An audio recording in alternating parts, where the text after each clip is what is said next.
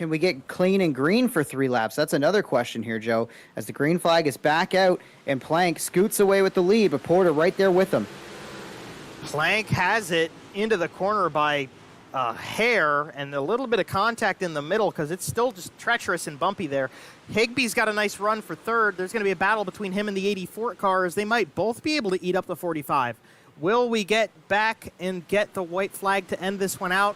Or will a caution give us a green-white checkered attempt? They're 3 wide for second, and Higbee's all of a sudden part of this picture. He dives to the middle. Porter's going to try to rifle off the top side, use the wall as an advantage, but this is all giving Brandon Plank a big getaway. And as they race for second still, that 77X is going to get that white flag. Brandon Plank is absolutely loving what he is seeing in his mirror, if he's got it turned on right now, because Porter is under fire on this final lap. One more time down the back straightaway. Does Porter have enough to mount a big slide job and try to get past Brandon Plank? Can't do it. He's going to try to turn off the corner and drive down alongside. Can't get there. Brandon Plank going to hang on and win it over a very fast Jamie Porter. And Travis Miller ends up in P3 with the... Racing isn't easy, but experiencing it is.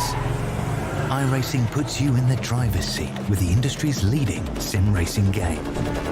Drive on laser scan replicas of the greatest racing circuits from around the world. Go head-to-head against other drivers chosen by skill-based matchmaking to ensure competitive racing at every level. Compete across all your favorite series.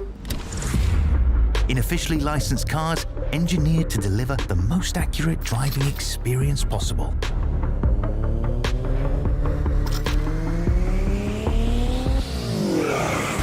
Join a race or host your own with players from across the globe. Race against the computer or in a league with friends. Feel the thrill behind the wheel. Visit iRacing.com.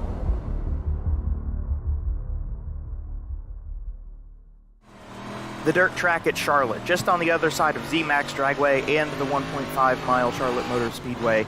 This is a 4/10 mile, very wide racetrack.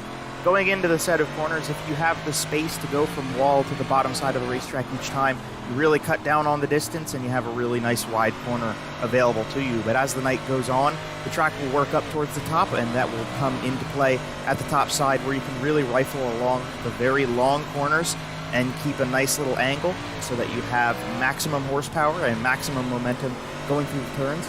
The middle line might even come into play by the end of the night, but this is your track tour around the dirt track at Charlotte.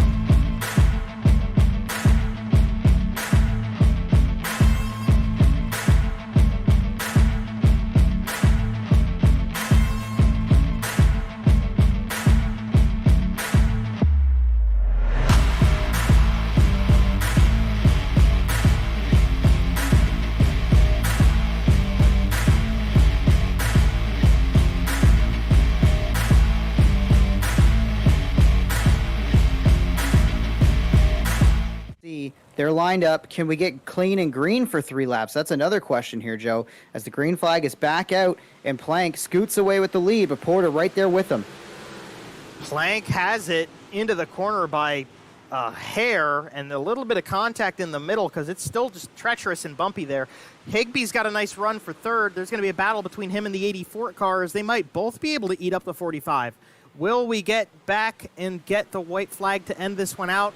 Or will a caution give us a green-white checkered attempt? They're 3 wide for second, and Higbee's all of a sudden part of this picture. He dives to the middle. Porter's going to try to rifle off the top side, use the wall as an advantage, but this is all giving Brandon Plank a big getaway.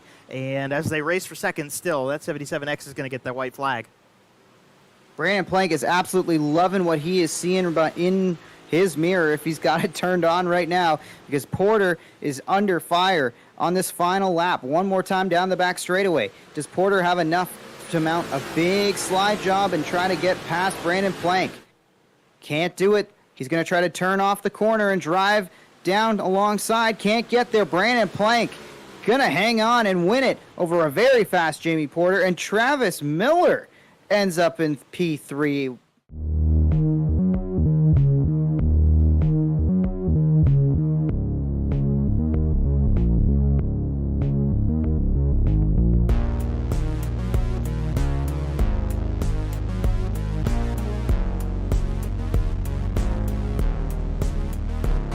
The dirt track at Charlotte, just on the other side of ZMAX Dragway and the 1.5-mile Charlotte Motor Speedway. This is a 4/10 mile, very wide racetrack.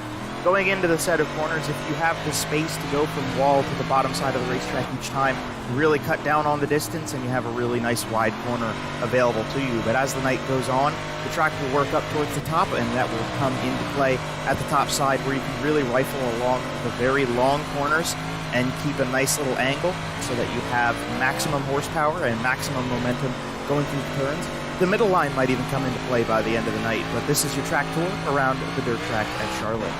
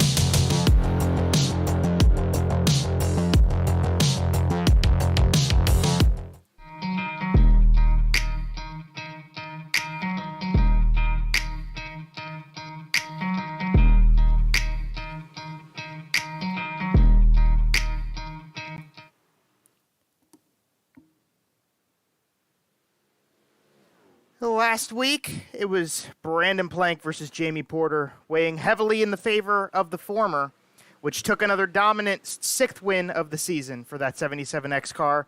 This week, we'll take the best in virtual dirt racing to a track built in 2000, right in NASCAR's hometown. The BRP iRacing Series heads to the host track of our season finale for the first time this season. This is the dirt track at Charlotte Motor Speedway.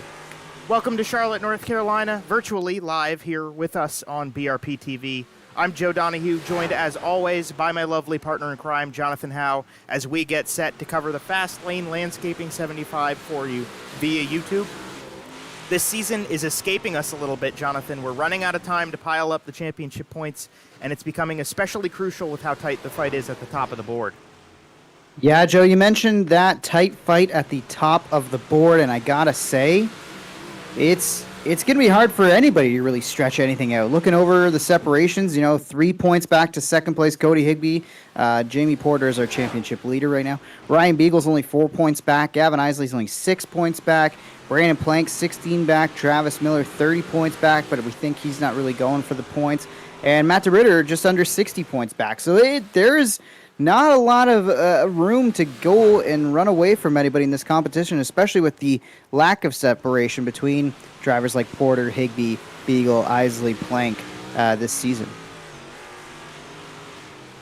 Yeah, this has been one of the more exciting championship fights that I've seen in a while with this series, and the separation, it's even closer. I forgot to aforemention that this is the point standings not including the drop week, which is something that we have been talking about a little bit on and off, Jonathan, and it's something that we are going to start including at the next race. I believe we're going to start going by point standings, including the drop weeks. If you include the drop weeks in the point standings we have right now, it's even tighter. The top 3 spots are all the top 4 spots are all within 6 points of each other, so it gets even tighter in that regard. But yeah, I mean, man, so tonight's going to be really great for the other side of that, Jonathan, which is what I mentioned a little bit earlier in the intro.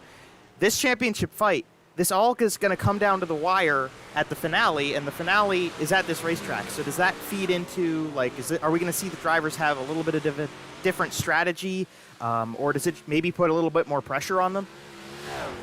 I don't know if the pressure changes, but I think everybody is determined to go out and have a great run tonight and figure this place out. There's definitely some nerves. We were in a little driver's chat beforehand, and it sure seemed like Jamie Porter doesn't have a lot of faith in himself, and this is one of his chances to really go up and get some points before he may have to miss a week or two. And, of course, one of those weeks could be dropped. I don't believe Porter's missed a week yet, so it's not going to hamper him too much necessarily to miss one race with the drop. But if he's missing 2, he definitely is a guy who's going to want to have a great run tonight. But I think every driver, this is their chance to really see what they've got, and you can maybe see whether you're going to need to put in some practice laps. If you're not feeling very confident at the end of this one, then you're definitely going to need to work on your skills around this place and make sure that you are in tip-top form when we come back here in a couple weeks. But this is definitely the kind of track that you want to lay down a good run and show off what you're capable of. For sure, and I think every week, it's safe to say at this point, is that sort of situation for all of our drivers, not only because you want to do the best you can for your team, your sponsors and everything, and for the right to get in each other's faces a little bit, which happens with this series. These guys are good friends, and they like to trash talk each other a little bit, but the points championship, I mean, we're running out of time for that. And especially at Charlotte, I think, this is the place to really pull out the guns. So one guy who's pulled out the guns to start things off, and I'm honestly rather surprised to see this, not that he's not a driver, that he's maybe just a driver we haven't seen at the top of the board. And that is Dean Meitzler, is currently at the top of the practice standings with Cody Higbee, Gavin Isley in tow behind them. Pretty much everybody here today is running a big block modified.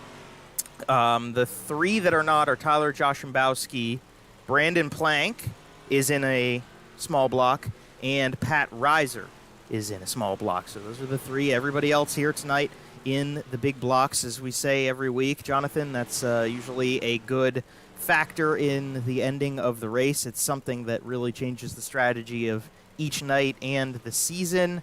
And tonight, it's going to, we'll see at least, how much it takes away from one of the championship favorites coming into tonight's show, even though he's pretty much not done any of the small block races, and that is Brandon Plank that I'm talking about right there. Yeah, Brandon Plank, a guy who's really just trying to go out there, win some races, see how the points shake out. I'm not sure if he's going to try to cross off as many small blocks from here on out as he possibly can and maybe get that minimum done or not, but it's going to be interesting to see how the small block performs tonight, because so far, you know, they're not like the...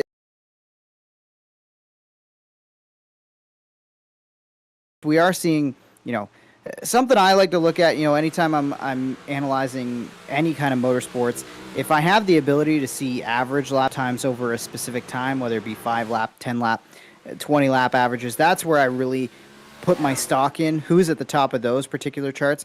But with the importance of qualifying and starting up front in your heats, this is going to go a good long way, especially if Dean Meitzler can replicate what he's been doing so far and being at the top of this board. A guy like Cody Higbee as well, Gavin Isley. Gavin Isley hasn't necessarily started up front and ran up front all that much as of late, but he could be a threat here tonight, and looks like he's pretty got things dialed in.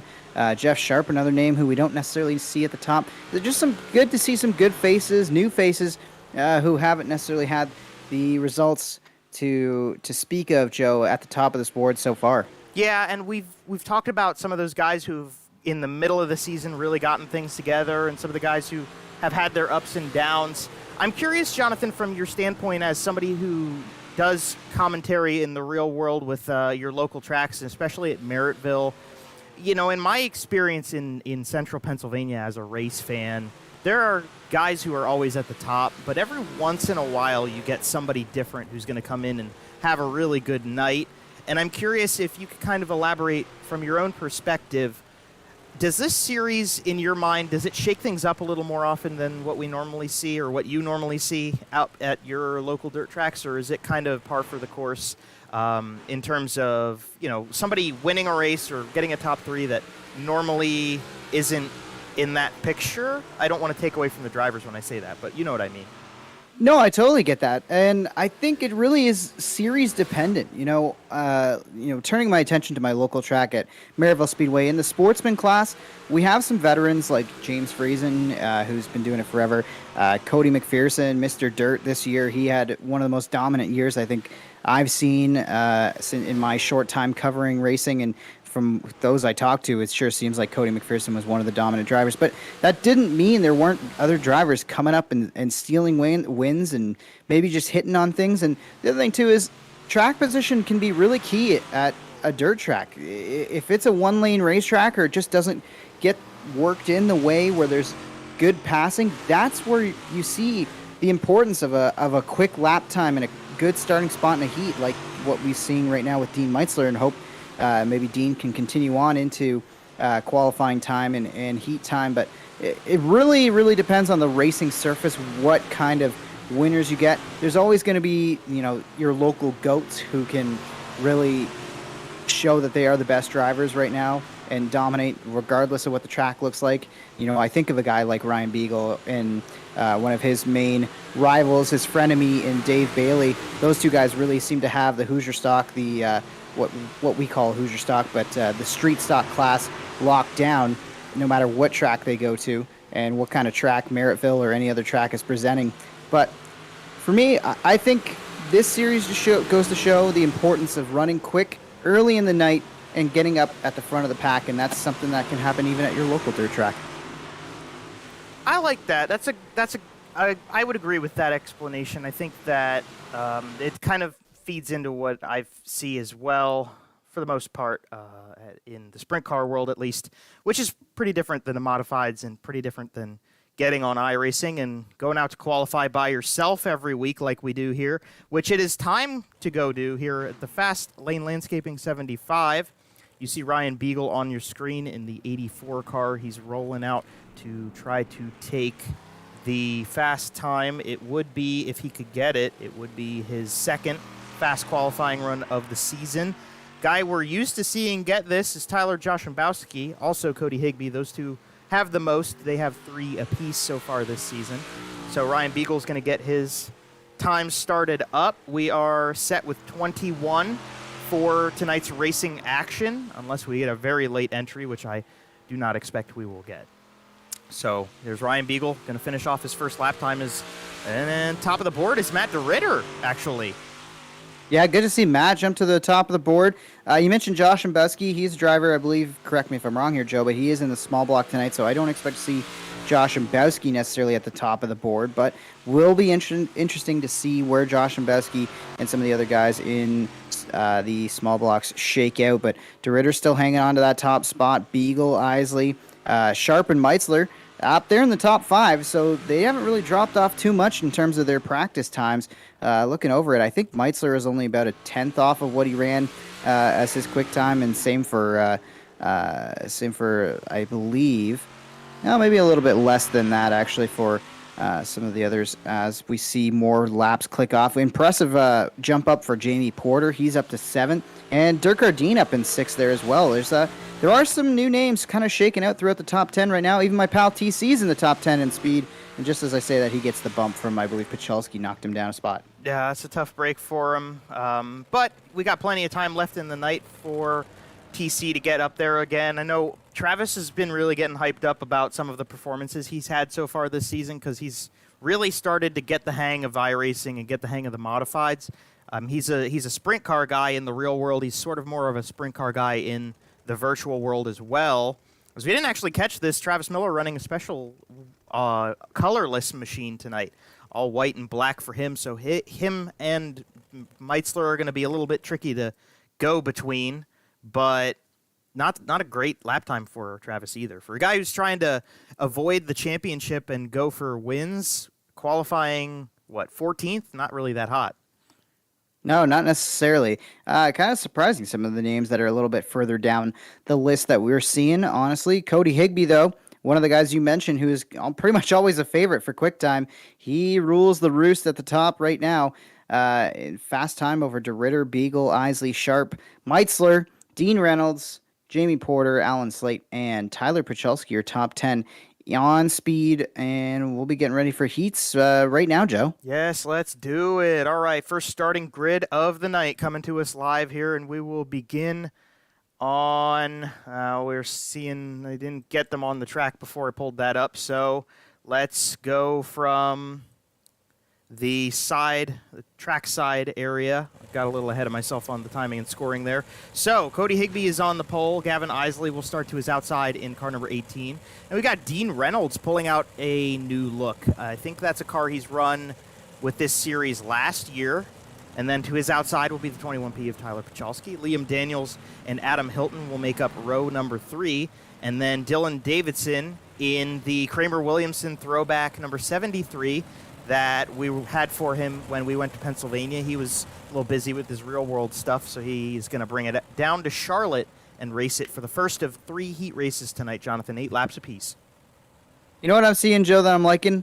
This track is very wide. There's a lot of room to negotiate. I think this is kind of going to play into the hands of some of the drivers who may be starting at the back of the pack that have some speed. But in these heats, not going to be the biggest factor. I don't think it's going to be as important to have such a wide raceway with 7-8 cars on the playing surface, if you will. But I'm looking forward to seeing what Gavin Isley can do tonight. We have not really had much to talk about Gavin Isley. He was one of the faster drivers, one of the better drivers at the start of this campaign, and in the last couple of weeks gone a little bit cold, missed some time, but I think Gavin Isley's going to be one to watch tonight.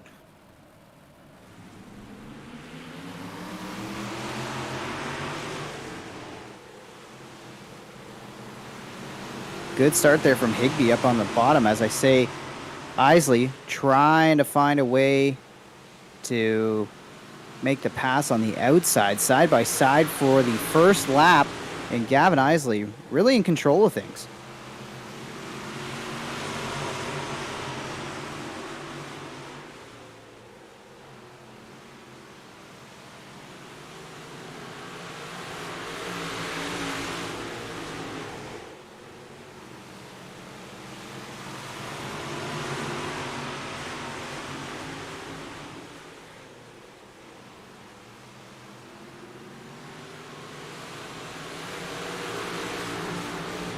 Good racing at the front of this field. It's Isley, Higby, and got to give a call to Tyler Pachelski, who's really taking advantage of starting up towards the front half of this field, and he's running, trying to make a move around the outside.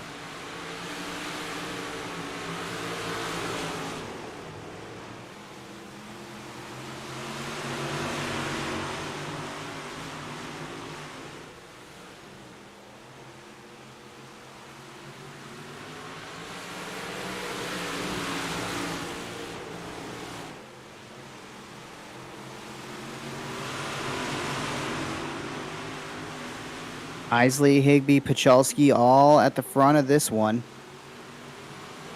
And not necessarily the most competitive heat. I think this track's going to take a little while to come in, honestly. And as we continue to watch, a bit of a freight train at the front. They are closing. Dirk Cardini not necessarily letting these top three get away either. Coming to the white flag. We'll see if anybody's got anything left here for Isley.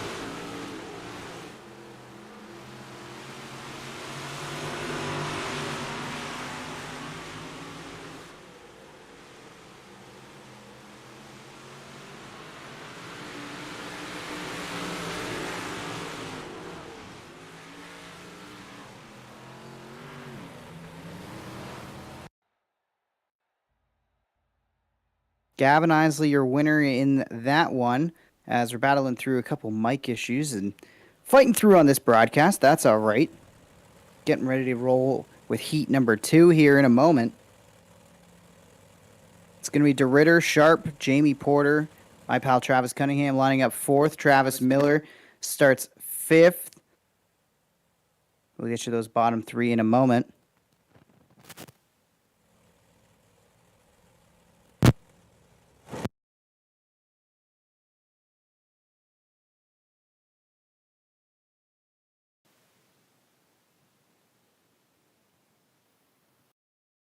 Field getting ready to roll. Josh Imbesky also in this one. I can hear you now, Joe. Hey, sorry about that, everybody on BRPtv. We're working our way through it, having a little bit of an issue here on our end. So they're going to come to green here, and we'll try to bring it to you as quick as we can. We're just having some issues with the program to get my mic online. Here we go. And we got it back. Apologies for that. Things happen. It's technical difficulties every once in a while, Jonathan. That's okay, buddy. You know, I saw the green lighten up like you were talking, and I was like, is it me? Am I gone away? Can everybody hear me? But, well, you know what? It happens. It happens, man. It happens. You know what happens? In the real world, your batteries die on your portable mic while you're interviewing the winner in Victory Lane. That has happened to me, and that's why you always carry a couple spare batteries in your pocket when you're hosting at a racetrack. Yes, very true. And they go back to green now. We'll have to work on the off chance in between heats because we seem to have lost the audio to iRacing, but that's not going to stop us from bringing you the second heat race of the night here. Jamie Porter and Matt DeRitter started together on the front row for Beef Esports. They go into turn number 1 side by side and keep that nice battle going for a whole mile of this heat race. Yeah, good racing in this one early. You know, we saw a bit of a freight train at the front in the first heat. This one a little bit more competitive is Jamie Porter not letting DeRitter get away with this one right now. And Jeff Sharp keeping him honest there in 3rd as well as they work down the back straightaway and into 3 and 4. DeRitter actually looks like he might drop the spot as Porter's going to try to clear up in front, and I think he will. Yes, he will. Porter to the lead. Jamie Porter takes the lead back. Sharp and Miller right there, ready to pounce if anything happens between the 03 and the 45 car. All of these cars are MDR Designs machines, and I believe all of them are Beef Esports cars as well, as they go double file back-to-back again to the line halfway through this heat race. DeRitter now might poke the nose underneath, gets a little bit of an edge in the middle of the corner, but the momentum's putting Porter back out front down the backstretch, and I think he's going to get it at the line again, too. Yo, I'm liking what I'm seeing from the bottom lane, though. It is definitely more competitive. We are seeing side-by-side racing. We're not seeing anybody go to the extreme top side, which is watching Jamie Porter in practice. I kind of figured that was going to be his move, but instead he's kind of running maybe middle, groove off. Oh, no, trouble. Is that Travis Miller? I believe it is. Travis Miller's going to go around. and he's corrected it and collected himself. He'll drop to the back of this one. Tough break for the 22, but up at the front, still a good battle between DeRitter and Porter. Coming to the stripe for 1 to go. 1 to go. Travis Cunningham will be the big winner of that one. That puts him in position to get a bonus point here in the heat race, which will help him. Not something Travis Miller needed, but here we go into 3 and 4. Porter looking low, looking for a chance on DeRitter. He doesn't give him a tap. Matt DeRitter's going to come off the corner. He held him low, and Matt DeRitter wins the second heat race of the night. Excellent run for him. Porter second, Sharp in third, and Travis Cunningham comes home in fourth. Let's give it a quick second here. We're going to try to get our audio back from iRacing quickly. And Jonathan, the starting lineup's going to look like this. Starting on the pole is going to be Ryan Beagle with Dean Meisler to his outside. Then we've got the number 2 of Alan Slight and Ryan Susi make up row number 2. From the third row is going to be Brandon Plank in a small block alongside of our driver of the number 68 machine, Dirty Dave DiPetro. And the final driver on this grid is going to be the Beef, Corby Daniels. Good to have 3 heats again, too, as well. And, we've been not necessarily thinner car counts, but I think there was some worry about what the car count might look like tonight. And drivers showing up, 21 in the field. It's fun. More points on the line, of course, as well, if you're running that extra heat. So more opportunities for some guys to get up there, like Travis Cunningham in that last heat, and get some points. So, Joe, I think we're going to be in for a good feature. Like, I don't want to get ahead of myself, but that heat really motivated me. Changed my tune on what we were going to see from Charlotte. Yeah, I'm thinking the same thing. I think it's really working in nicely. It's early, too. I think that's a big thing that we're used to maybe not seeing happen so quickly, is that we really are getting into the fun stuff quickly. We're still working on getting the audio back from iRacing. I think this is an internal problem. This is maybe what caused my issue, but it is not the same issue. So let's see if we got it. Oh, we got it back. Beautiful. And let's get those off the screen. And we're back to racing. Ryan Beagle is in the lead. Here he comes by. And we'll get everything back together. Apologies. On that end, we got it. And we're back. And somebody's going around in the back. It's Ryan Susi. Oh, Joe, I got to say, they have been full contact stock car racing in the back half of this field. And I don't know if it's going to be enough to bring out a caution and a heat. And we might stay green here through this one as everybody collects themselves and gets going again. But this heat in particular has been a tight one towards the back half of the pack. Although at the front of the pack, it is all the big dog. Ryan Beagle out in front controlling things. Alan Slate's there, keeping him honest, though. But he's got maybe 2-3 car lengths to make up before he can really challenge for the lead. Yeah, but Slight's been consistently in good position, so he might just kind of roll with where he's at right now, because Ryan Beagle really does have this car figured out at the moment. He's been fast all season. Brandon Plank has moved up into third. Let's make a quick note of this. He's in the small block. He's the only one of these 7 cars that is running a small block in this grouping, and because of all that calamity, he's allowed himself a couple extra spots, and hell, he's even got points coming to him if he can stay in third place. And I don't really think that we've got enough time left for the Beefer or DiPetro to catch him. I mean, they're certainly going to try, and they got their own good race going on for fourth. Yeah, they're dueling right now over that final point. And this is good racing for both these drivers. Good to see, especially Beef.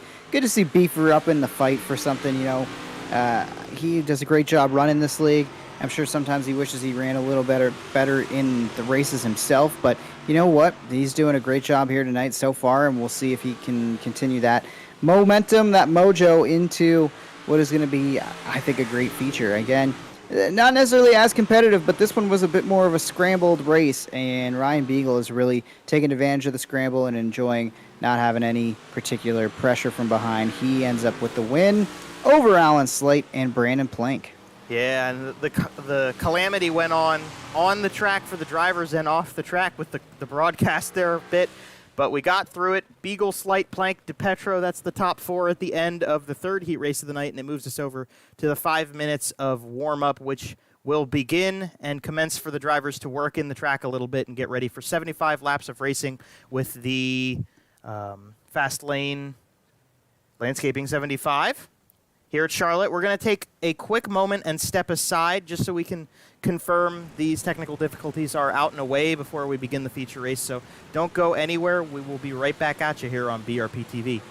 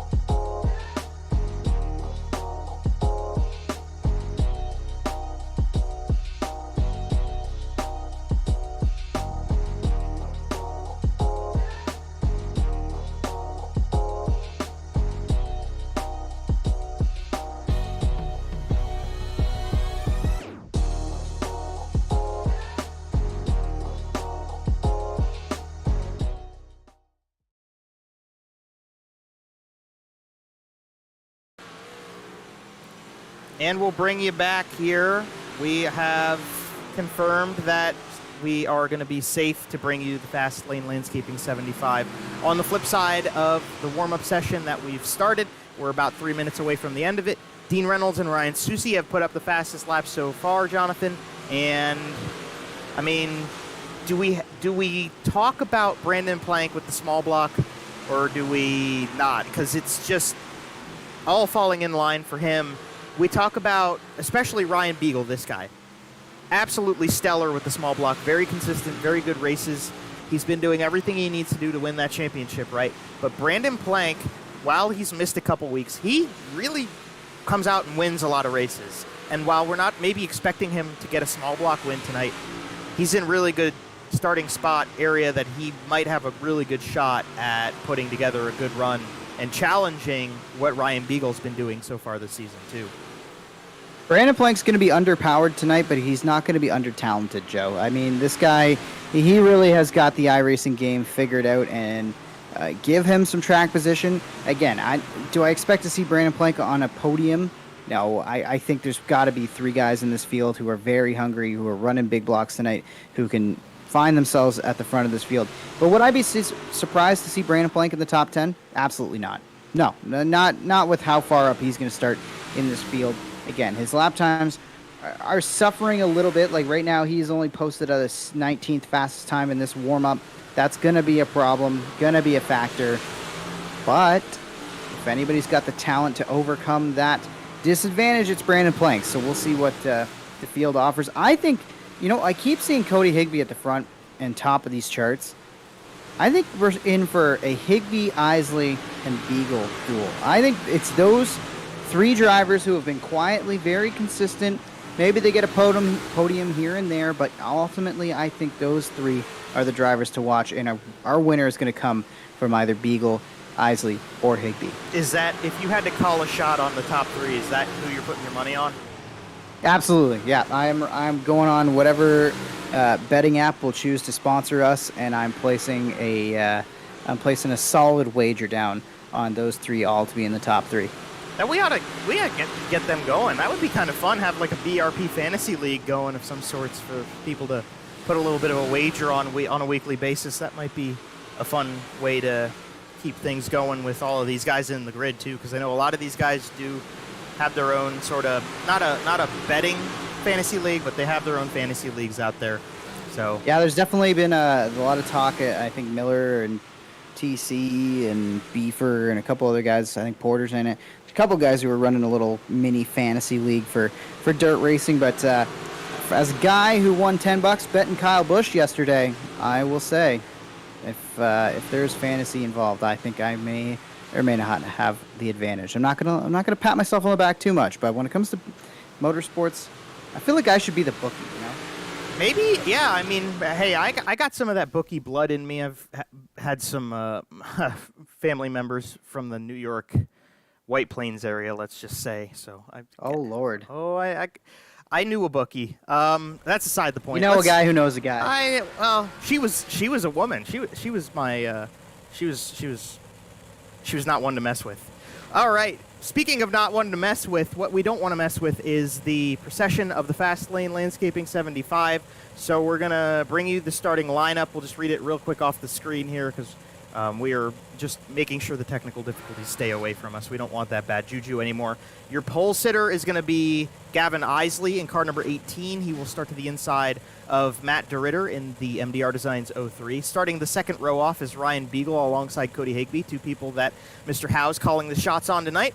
Jamie Porter and Alan Slight will make row number 3 up beside each other, two vibrantly colored machines. And then you've got Tyler Pachalski and Jeff Sharp making up row number 4.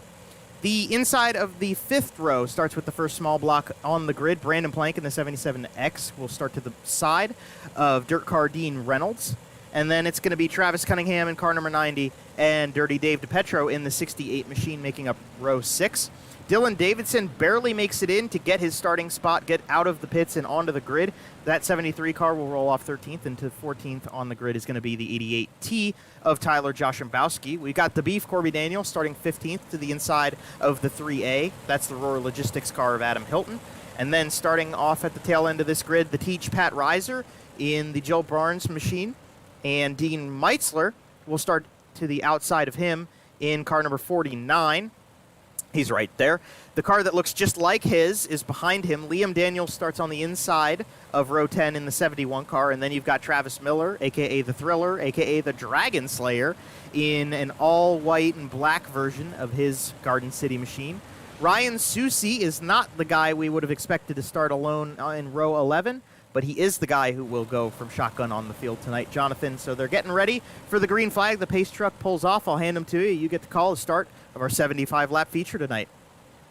75 laps here at Charlotte, and it's all getting ready to go. Isley and DeRitter will lead us to green. Flag is up, the pedals are down, and away we go for 75 laps. And this is going to be a little prequel to what we might see in a couple weeks come championship time, as field fans out real wide around this racetrack here in the lovely North Carolina area, and a couple cars dropping to the back already. Not sure if there's trouble on the racetrack or not, but it was a wild start for the back half of this field, and a pretty wild start at the front of this field as Isley's taken the lead. Beagle and Porter have both made their way towards the front of this field. Jamie Porter, a guy who didn't have a lot of confidence coming into tonight, but does have a track record or a track history of running towards the front half of the field when it comes to Charlotte, Joe. Yes, he does. So what we've got here, at the very start of this race, something happened to the Beef. Corby Daniels had some trouble. I think his brother Liam got involved in it. They fell way back off the tail end of the grid. Tried to catch that before the Beef exited the car, but he reset himself, so he got off the track. He's currently a lap down, or about to be a lap down. Where is he? There he is. There's the Beef, just running on his lonesome. Check back in with our race leader.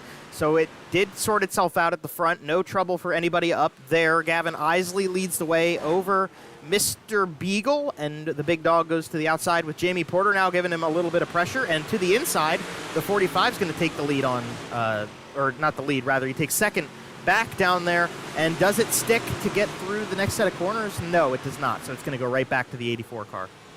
Porter goes back to the high side in 3 and 4, trying to switch things up as he comes under fire now from Cody Higby.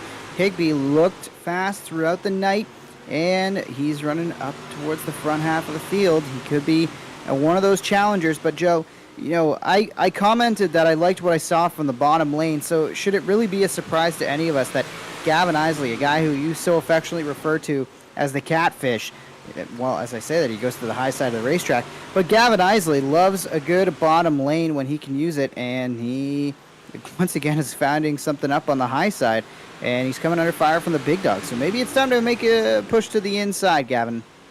Yeah, he's a guy who very well wins races off the bottom side of the racetrack.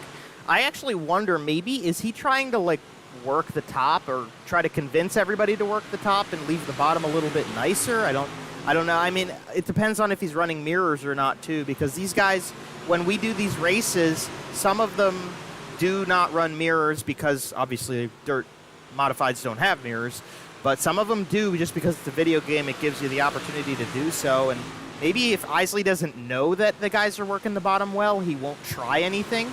But until he sees the inside, when he looks down and he sees Ryan Beagle doing what Beagle is doing at this exact moment, maybe that'll give him a little cursor, hey, you got to move down a little bit. And Jamie Porter, we have trouble for the 45 machine.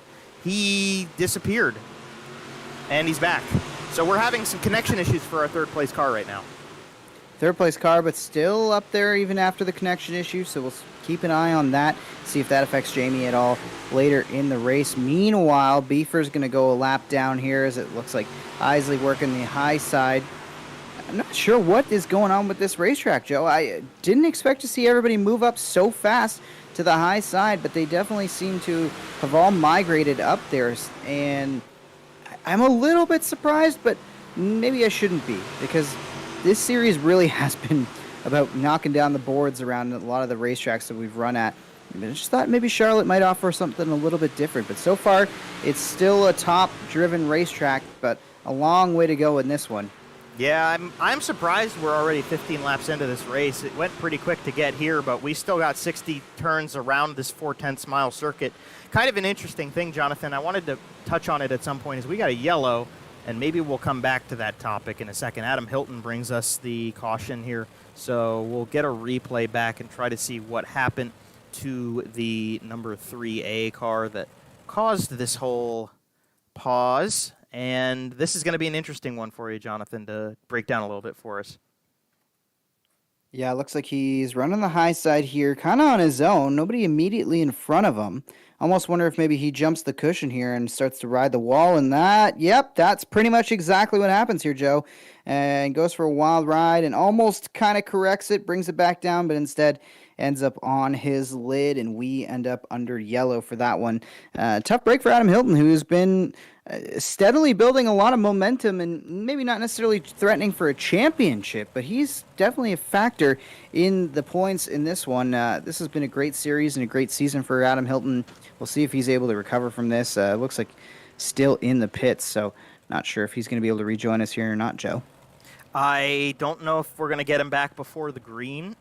It's possible. He does have to tow, so he reset the car, and that means he's going to have to tow virtually in the game. But he's still stuck down there, and the one to go is going to come out this time, so we're going to double file them back up, get them in line behind the pace truck, and then re-rack, restack, and get ready for more racing action. We're going to be close to 20 laps into this event, and while Hilton going to be a couple laps down, he's currently 3. He might be more by the time we go green. He's kind of out of contention for anything except for letting some of these guys fall by the wayside and maybe getting a few spots back. But, yeah, this is a tough break for Adam Hilton as the green flag is going to come back out. Something to note here, Joe. I was kind of surprised to see Gavin Isley go to the bottom side of the racetrack for this restart. I figured he's been running the high side. Why not take the top on the restart? But instead, he elects the bottom, and that's really opened the door for Ryan Beagle, who's sticking a nose ahead down the back straightaway as they work to the front side of this tricky Charlotte oval. It looks like Beagle's going to be able to maybe keep challenging him, but Isley definitely has the bottom side working to keep the lead, at least on the front stretch. He does for the moment. We're going to go on board quickly and check out what the view looks like from the 45 machine of Jamie Porter, currently sitting in P number 4. And, or 5 now, actually, as Dean Reynolds gets by on the outside, so he's going to jump back up at the top. Wanted to go with Porter, as the yellow is going to come out, because he was running that different line, but we've got a caution on our hands, and I think this is going to be on the doings of the 49 machine this time. Let's try to... Oh, that's tough to hear. Yeah. Dean Meitzler looked so fast early in the night, posted up quick time in practice to open our session, and now let's see what happens to him as he finds himself towards the back half of the field. Working here through 3 and 4. You can see Dylan Davidson down there in the 73. Looks like he might slide up, make some contact. Nope. Oh, there's some distance there. It's Josh and Bowski. it's actually... Yeah, it's Josh Szembowski who actually gasses it up, and when he gassed it up, kind of cleared to the top side of the racetrack. And was that Brandon Plank that Meitzler got a piece of that sent him back up to the high side? It was, but what was interesting there was we also in front of that, while that was happening, the 73 car and the 22 car got together. Let's cut back. That's happened. Oh, wow. At the same time. So a couple incidents going on the front stretch here, and then bang, wham, bam for Pat Reiser and Liam Daniels into the 47 technology machine. They're lovely in pink, but a lot of damage amongst a couple good cars at the middle to tail end of that group. Unfortunate stuff there, especially for, I would say Travis Miller, especially because he's trying to go all out for race wins, and that's not really how you do it. No, tough to see, but, as we get ready to restart here, we watched Jamie Porter on the low side. Something I saw, at least for Gavin Isley on that restart. It seems like Isley's got 3 and 4 on the bottom side working, but I think the outside through 1 and 2 seems to be the preferred line as we see Beagle get out to a great start on the outside, and Isley this time elects to go right in the tire tracks around the outside of 1 and 2. Gavin Isley now coming under fire, and he'll actually take a challenge at Beagle. Higbee working the low side. Dirk Cardine's up there, and Porter, good racing from about 4th on back right now, as we do have a battle for the lead as well, Joe. Yep, Isley went bottom feeding, and he's going to get the lead at the line that time. Now he's going to try to slide up and do as much of an apex as he can through 3 and 4. Again, Beagle going all the way to the top. In fact, so far, the camera can't even get both of them in the same shot. Beagle now gets up front enough that Isley just pulls in line, so he might try to rifle off a couple laps here before he does anything. Let's check back in on this absolute slew of a battle for 5th place. And give a call to Tyler Pachalski, who's going to slide up here in front of Matt DeRitter and find himself up towards the front half of the field. And 3 wide battle there from about 5th on back. DeRitter gets back by the 21P. And then we've got the 45 of Porter working low. Ryan Soucy's found himself up inside the top 10. Good to see Ryan Soucy drive from the front to the back as we're under yellow once again, Joe. We are, and it's unfortunately Travis Cunningham who's going to bring this one to us. I think maybe not Dylan. I thought Dave DiPetro maybe was involved a little bit. We'll catch a replay back and see what happened with this one. But unfortunately, guy who actually we hadn't really talked about him yet, but Travis had a good run started there, so let's dial it back and see what we got. Oh, this is an interesting one. We got Hilton involved again. So we see Miller down low. We see Josh Szembowski. Josh Szembowski throws the slider, and yeah, that puts TC in the wall. And actually, it really didn't affect TC all that much. It was more the contact there underneath him, and then he gets all kinds of squirrely and bounced around. So tough break for Travis. I mean, that's really nothing of his doing. And slider gone wrong, stacks the field up, and then Plank and Davidson come together. That sends TC back up into the wall. He bounces off it. Hilton bounces into him after Plank.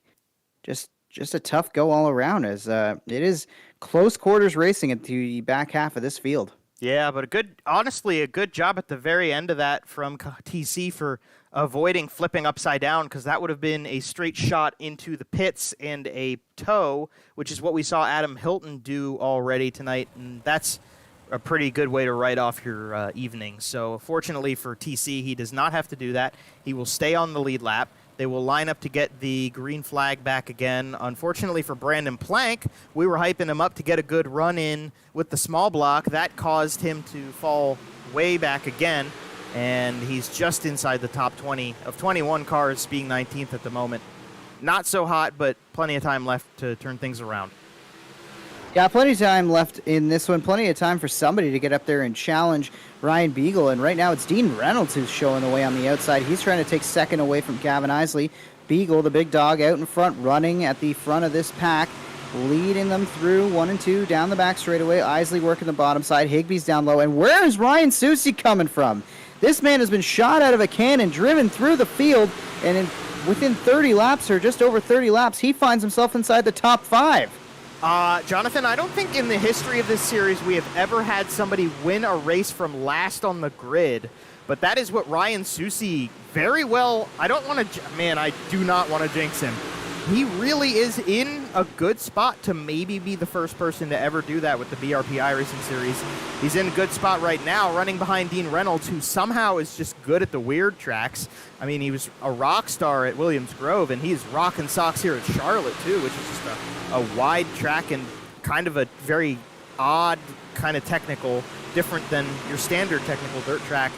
They're losing the 84 car bad, though. I mean, Ryan Beagle is gone. Gone. I did say that Beagle was going to be one of my 3 to watch alongside Higbee and Isley, but I did not have Dirk Cardine down at all on the list. And I definitely did not have Ryan Susi coming through the field the way he has to be up in the mix at this point of the race. He's now Matt DeRitter's gone by Susi there and having a good little battle there for third. I got awfully close, and caution is out once again. And wow, good racing at the front of this one. I think it's Porter that's going to be the one who gets the worst of this one. And that car's crab walking. We'll see if we get a replay of what happened to Jamie Porter, who was up inside the top 5. Yeah, that car is pooped.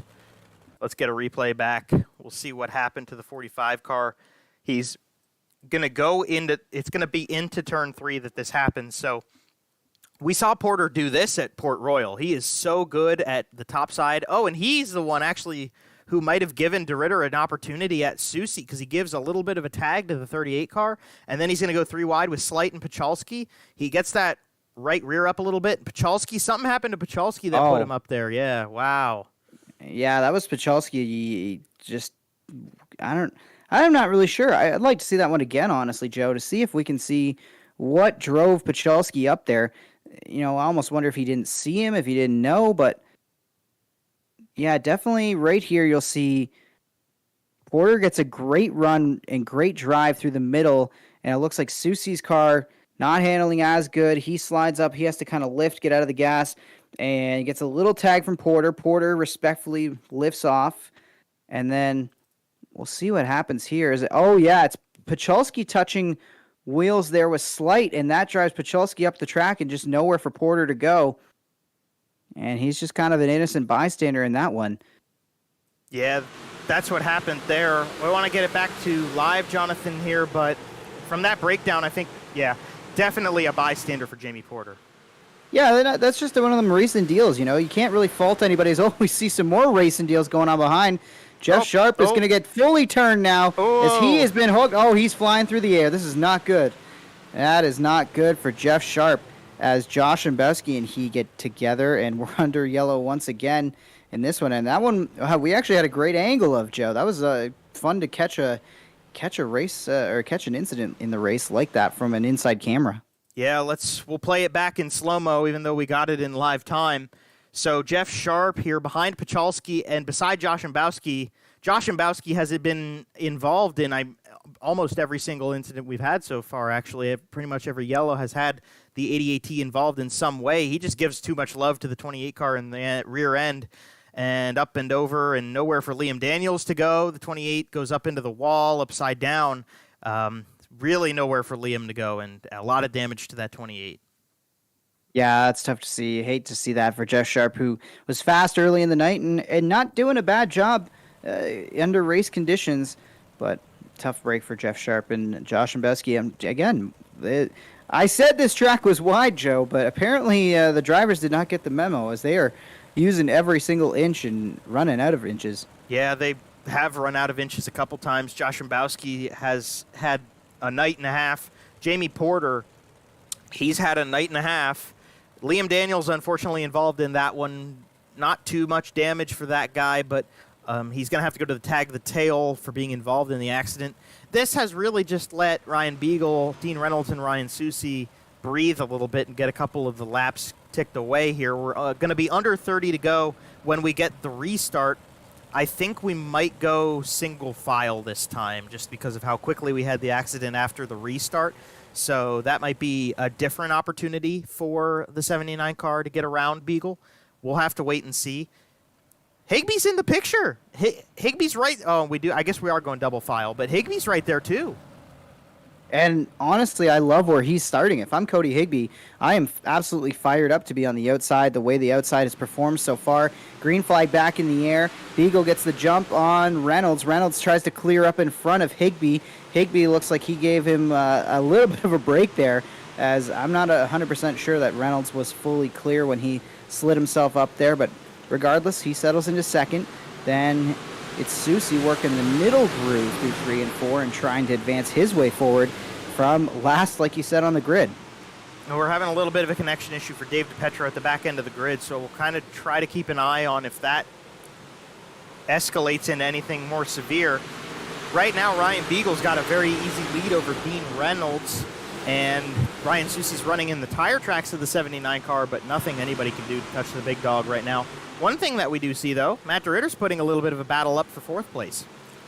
Yeah, he's working over Cody Higbee right now, and now coming under fire as well, as Slate and Isley are there as well in 6th and 7th. Pachalski still up there in 8th. This is a good battle from about 10th, or about 3rd on back, throughout the top 10, and everybody's just still chasing the big dog, which, Joe, as we're just over halfway now, or we're halfway through this one, coming up to 25 to go, actually, gotta say, what kind of message is Ryan Beagle sending to the field right now? Is this supposed to be PG? I think what Ryan Beagle's showing everybody right now is that there's a lot of life in the top side of the racetrack still, even though we've been talking all the way through since those heat races about how the track's getting older and getting really racy. Beagle just is unbeatable up top. So he's doing sort of what Jamie Porter did at Port Royal, kind of showing, hey, I've got this figured out. So it might be a little bit more tricky for Dean Reynolds to put together something if it frustrates him a little to see so much of a gap between himself and that 84 car. I mean, Ryan Beagle, he really isn't putting much of a step wrong, and I can hear him on the throttle. Even from here, I can hear him feathering. So he's really got himself dialed in for this race tonight. Got to dial in for tonight, and for me, I think this just means you better get as many points as you possibly can on the big dog between now and the next Charlotte race, because if you are coming into Charlotte, the next Charlotte race, the season finale, and you need to beat Ryan Beagle, it sure looks like he's going to be awfully tough that night. Yeah, I would agree with that 100%. If you can do this, again, Ryan Beagle, you're going to be in pretty darn good shape for the championship. Dean Reynolds, though, I kind of mentioned he's good on weird tracks. Williams Grove is a very unique race course. And for the modifieds, so is Charlotte. And look at him. He's doing the same thing he did at the Grove, just run up top, and that's how he got into second. He's been doing a phenomenal job from there. Ryan Susie might try to give him a big slider. Nah, good enough with the 38 car, enough respect to not feed a right rear. Dean Reynolds is in pretty good shape tonight as well. Yeah, Ryan Susie's got to be careful with those sliders too, because Cody Higbee is breathing down his neck now. If he wants those sliders, he's almost going to do it in a way that's going to block Higbee like he just did that time through 3 and 4.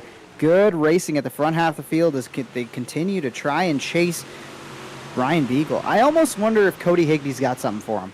You see Higbee going to the bottom now. He's going to try to get by Reynolds and Susie here in one move. I don't think he's going to be able to do it this time necessarily. But if Cody Higbee can get past these second and third place cars, maybe he's the guy who's got something to go up there and give a fight to Ryan Beagle as we are within 20 laps to go in this one. Yeah, I think that one of the big things that you just mentioned right there, Jonathan, is maybe he has a fight for the big dog, because I just don't think Dean Reynolds has it right. At least right now, I just don't think the 79 car has what it takes to get in front of that 84 car. You could argue about Susie. He's gonna show that he can try, but I don't know about the 38 car. Higbee maybe though, maybe. So we'll have to wait and see if the Iceless machine gets a chance or not, because he'd have to pass 2 cars to even have a chance to make up the second lead that the 84 car has put between himself and second place. Yeah, Ryan Beagle just really putting on an all-star performance here at Charlotte, and it's looking really, really strong right now. Give a call to Matt DeRitter, also holding solidly inside the top 5, but Dirk Cardine is doing everything he possibly can do to hang on to that second spot and doing it well. You know, he's not being desperate. He's just holding his wheel clean and straight. I love what Susie's doing here, though, as he rides right up on the back bumper, tries to get as close as possible before throwing that slider in, and I think this time he's got it. Yes, this time through 3 and 4. Ryan Susie to P2, and now Cody Higby's going to try to go to the bottom side. No, he'll go to the top and try to pass Reynolds as Reynolds slides up in front. Dean Reynolds down the back straightaway. He's able to clear up in front of Cody Higby. Reynolds stays in third for the moment. Here comes Higby. No, momentum goes to the 79 car. Matt DeRitter is going to get into this picture now, too, as the top side's still so dominant. I can't believe, as we come to 10 laps to go this time, how much life. Whoa, big little shove there. And look who's here. The Thriller is back in the top 5. Travis Miller. This has been a race of where did he come from? Miller is now up inside, trying to look for a spot inside the top 5 as he works over DeRitter, his team car of sorts, with the Beef Esports team, and Cody Higby doing a great job there, hanging on to 4th. I figured once Reynolds gave up that 3rd spot, Cody would be able to get back by him, but I think he's going to have to try to do the exact same thing Susie did, which is follow Dean's tire tracks and close up as close as you possibly can, and then throw that slider. And I believe we've got a caution on the racetrack. Yes, we do. Yes, we do. Wow. That puts an end to a hell of a race there. And let's dial it back and see who it is. I think this is going to go to the 68 car. Yes, I believe we are going to get a replay back on what happened and see that Mr. DiPetro might be involved in this one. We might have dialed back the replay a couple ticks too far. I don't know. He kind of split out of the session. Let's try Josh Mbowski, too, because he also is has had some issues and is at the tail end of this one. We'll see what happens. I don't think so. I don't know who it was. Unless it was DiPetro missing out, like getting caught out from the session, and when he came back in, the game had a freeze and threw a caution itself, because it's not looking like it's Josh Mbowski. And no, I think you're right, Joe. I think it's one of those situations where, you know, DiPetro's battling the connection issues. He comes back onto the racetrack, maybe from a pit area or something. And I don't remember what other racetrack it was where he entered from the outside and that causes an automatic caution, but it just could be one of those game glitches. But either way, it sets up one heck of a shootout here. Oh, there it is. Yeah. That's what we're looking for. Yep. It wasn't actually, so he definitely has, I mean, you can see it right now. So he's gone. He reappears. He's gone. He reappears. So he's having connection issues, but unfortunately it took him into one of the tires in the infield. That's what brought out the yellow. Yeah, absolutely. It's a tough break for Dirty Dave. I think we're going to get ready to go here. Yeah, we're back under green, and it's Ryan Beagle and Ryan Susie. The Ryan and Ryan show. Who is going to come away with the lead and the win in this one? So far, Beagle looking good, but Susie's keeping him honest. Yeah, this is becoming the Ryan and Ryan show in 2 red and black cars. We've seen this before. I was wondering with the yellow, would have gotten a chance to talk about it for a second there. Is that the opportunity? Man, they're 3 wide for 4th place back there, too. Is this the opportunity that these guys needed to put a fight to the big dog? Ryan Susie says yes. And if he could finish this off, man, I mean, that would be pretty special to see him go from last to first in this feature. He's going to have 2 more laps around the circuit to try it. He's got to almost do exactly what he did to get past Dean Reynolds. Oh, maybe a bit of a mistake there from Beagle. Beagle got tagged the wall just a little bit more. And remember, Susie followed the tire tracks of Reynolds, got right up to that bumper, and then at the last second turned down to throw the slider. Coming now around one more time. Susie, can he get close enough to do something? We've got a barn burner from Charlotte for the final time into 3 and 4. Beagle goes to the bottom to protect the slider. Susie goes to the high side. Coming down the front stretch, it's going to be all Ryan Beagle. The big dog puts on a dominant performance. And wow, 1 spot short for Ryan Susie for coming from the back to the front. Wow. Shotgun to second place on the podium. And what about Dirk Dean? We didn't even really get a chance to talk about that third place battle, but Dean Reynolds comes away with the other spot on the podium, Joe. Yeah, Dean Reynolds put up a really good fight. He had a lot of guys there trying to take away that spot from him. And Ryan Beagle, as he's going to park it in the front stretch of the facility. Susie's going to come in behind him. Dean Reynolds will come in line there too. And we've got them all lined up, all beautiful on the front straightaway. So we'll give them a quick second to jump out of their cars.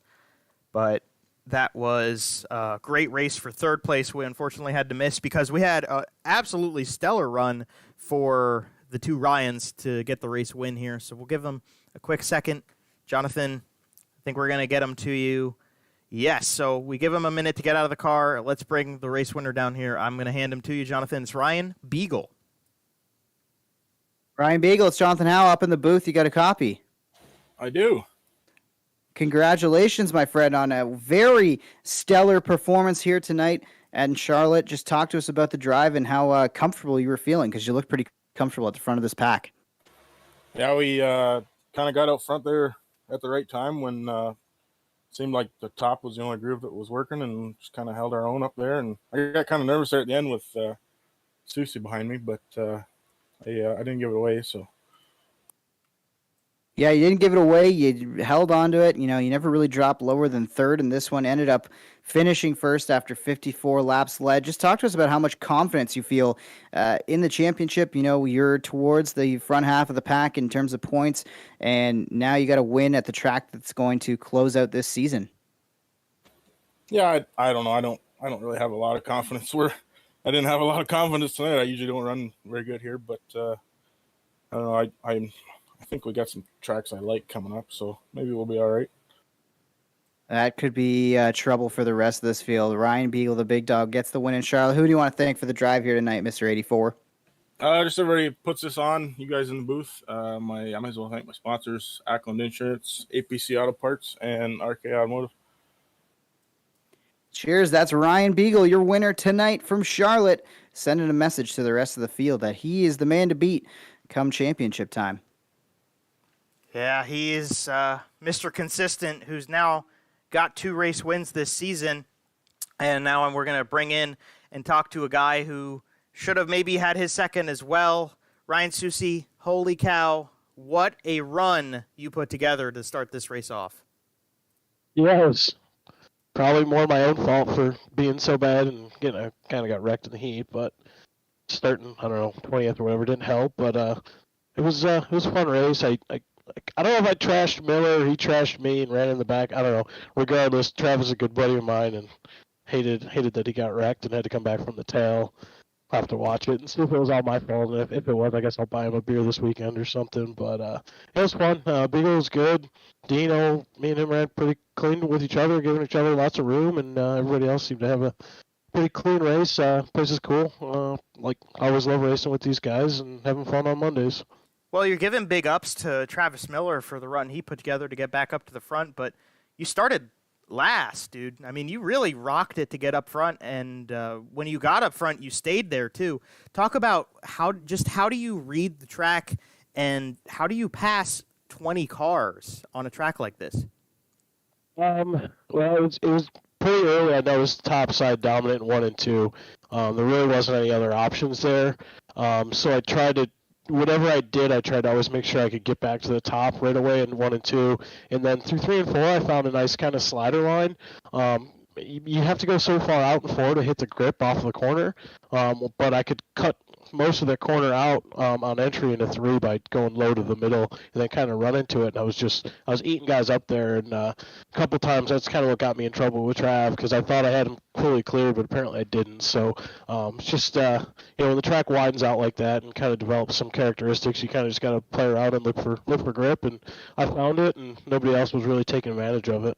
Well, that's how you get that little advantage over the guys throughout the course of this race. And with the second place run, we got to ask you about your championship looks now, because you've got to win.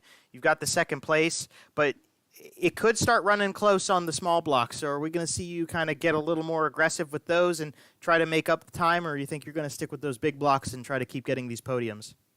I guess we'll have to see. I don't know if I'm going to be able to actually finish out the season. My real racing career is getting ready to kick into high gear. So got race cars in the shop to build. So I don't know if I'm going to be able to make every show on Monday for the rest of the year. But definitely, if we got any small tracks, I'll run the small block and at least kind of just be fair to everybody in the group. So. Definitely. Well, I think that, yeah, I'm definitely expecting that at some point this season we'll be at the same racetrack for seeing you get that really race career going. But hey, in the meantime, while we have the off season and the frigid cold weather, who do you have to thank and shout out for the performance you've gotten out of your BRP iRacing Series event tonight? No, I just want to say thanks to Beef and all the guys, you guys in the booth, MDR Designs, JM Performance, just everybody who kind of puts this deal on, and everybody who watches on BRPtv on YouTube. So it's a cool deal. Like I said, it's a fun way to kill Monday nights and hang out with the boys virtually. That's what we like to hear. Well, congratulations, Ryan. Hell of a run tonight, and we'll be looking forward to seeing what you've got in store for us for the rest of the season and the year. All right, thanks, guys. Appreciate it. And that is your second place finisher, Mr. Susie's been around the my neck of the woods before. I want to get out and support his real racing career as well. But, man, if he drives anything like that in the real world, I think you've got a bit of a show in store when Mr. Susie comes to town. Jonathan, we'll hand you back. The microphone's going to go to you and Dirk Cardine, who we're going to get to talk to for the second time this season, and I'm sure he's going to be pretty excited to talk to you as well. Dirk Cardine, you got a copy. It's Jonathan up in the booth. What's up, John? How you doing, man? I'm doing good, brother. I'm doing good. You know, obviously with the Super Dirt Car Series, Charlotte's not a place that you're unfamiliar with in any sort of way. But talk to us about your drive tonight and taking advantage of maybe some knowledge from watching race cars around here so much. Well, Charlotte's one of my favorite tracks on this sim, and I was glad I was starting on the outside. I started 10th, and I'm a 56-year-old fat bald guy, and I don't look cool in real life, so I'm going to look cool in iRacing. So I just take it right to the top here. I love it right on the top, and I think I was the fastest car there in the early portion of the race, and then I got up to Ryan and Ryan Beagle, and I tell you, the big dog was good up there, and I was hanging with him for a little bit, but then I was making mistakes, and then with Ryan Susie there, what a run he had from 21st. Wow. And once he got by me, I had nothing for him. So I just wanted to come home with third, but that was a lot of fun. That was a good race. Absolutely. It was a great race. I want to know, were you expecting maybe a different lane, maybe the bottom side to start working later on, or were you really expecting that this would become a top-heavy racetrack? Well, normally it's top 1 and 2, and it's slider in 3 and 4, but I kept on looking, and 3 and 4 burned off so early that I don't think the slider line was even going to come in. So I stayed right up top in 3 and 4. I saw a couple other guys try it, and Ryan was making it work a little bit, and then I heard Cody on the left side of me. I guess he got alongside of me a couple times. I saw blue, so I was thinking that was Cody, but I don't think it was there. I don't think it was there like it normally was, and so that's why I just stayed up top. So the track did wear a little different in 3 and 4. And you had some fun down in Florida, of course. The Super Dirt Car Series been pretty active to start the year, but the championship doesn't get really underway up until March. So just talk to us about that Super Dirt Car Series and what we can expect to see from it this year. Yeah, we had a lot of fun down in Florida, and Money Matt there, he made last lap passes a norm down there. What a good time. And no, we're excited. We're going to be at Atomic March 31st and April 1st, and $10,000 to win on Friday and $12,000 to win on Saturday. And I watched Atomic a lot on YouTube with other sanctions with there, and I can't wait. I think our guys are going to put on a great show there. I mean, that's a multi-groove track. It races really well, so I'm really excited. Hopefully we'll have weather on our side this year. Absolutely. That is Dean Reynolds, Dirt Car Dean, bringing it home with the third place finish. Congratulations once again, buddy.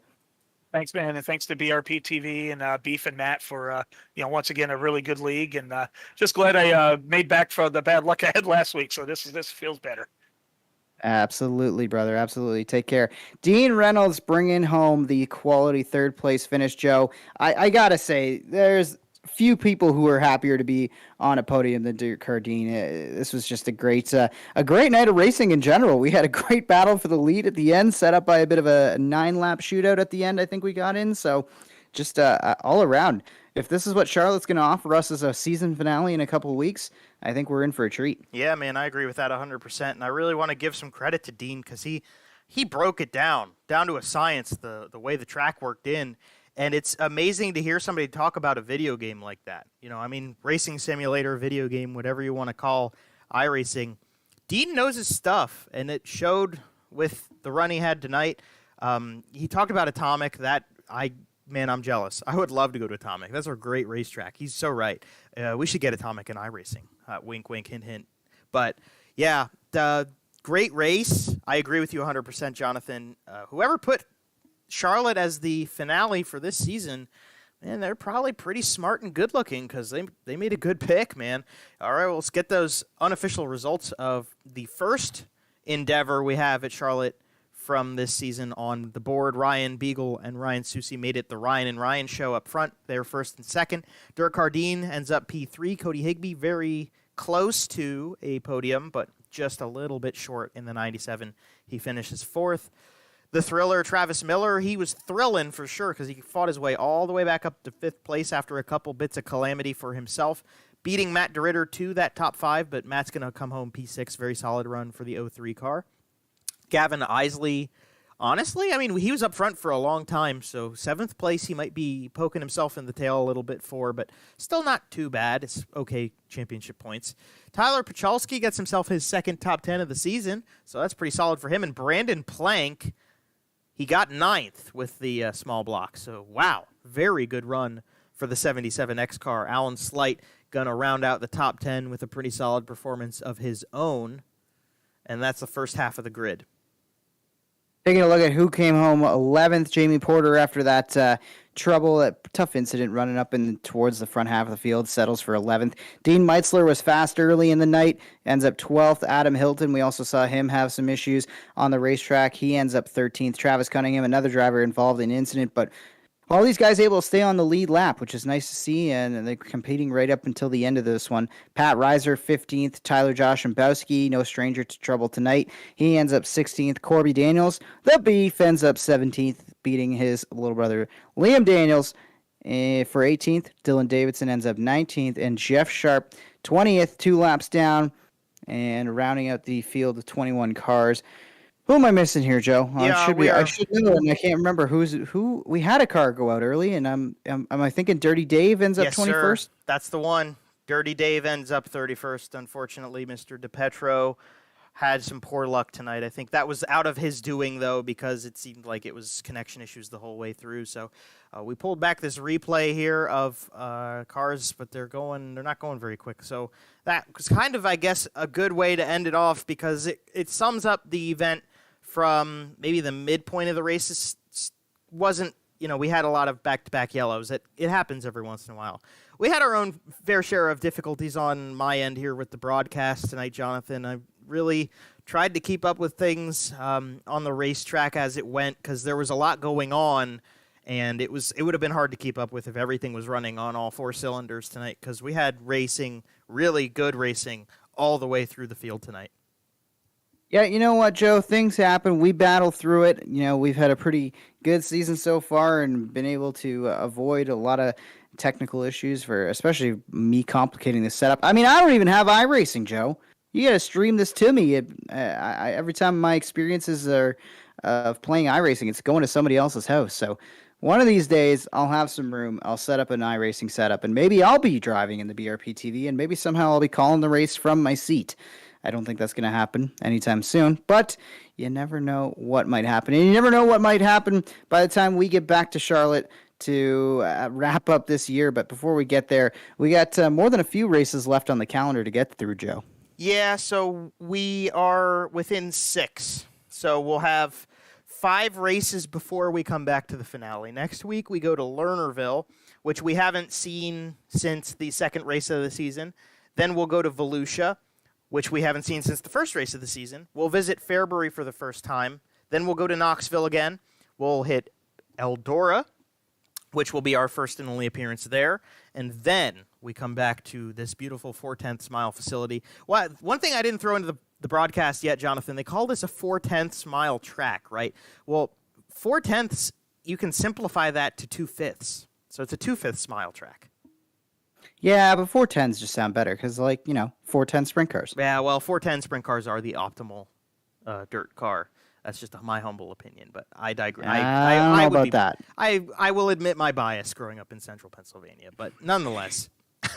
It's the Southern Ontario versus Central Penn rivalry here. Sprint car versus modified, and I can't wait. We're getting really, really close. It doesn't feel like it. In Southern Ontario, getting heavy snow right now, so it feels weird to say that we're getting ready for racing season, but we're not that far away, and it's been a blast to have this BRP iRacing TV series to keep me busy through the winter and through the off season. And we got to, I guess, shout out some of our sponsors here before we get off. Once again, MDR Designs, JAM Performance, Creative Turnings, Super Dirt Car Series. We heard Dirt Car Dean make sure to give the series a good plug, and they'll get ready to race again and start that championship towards the end of March.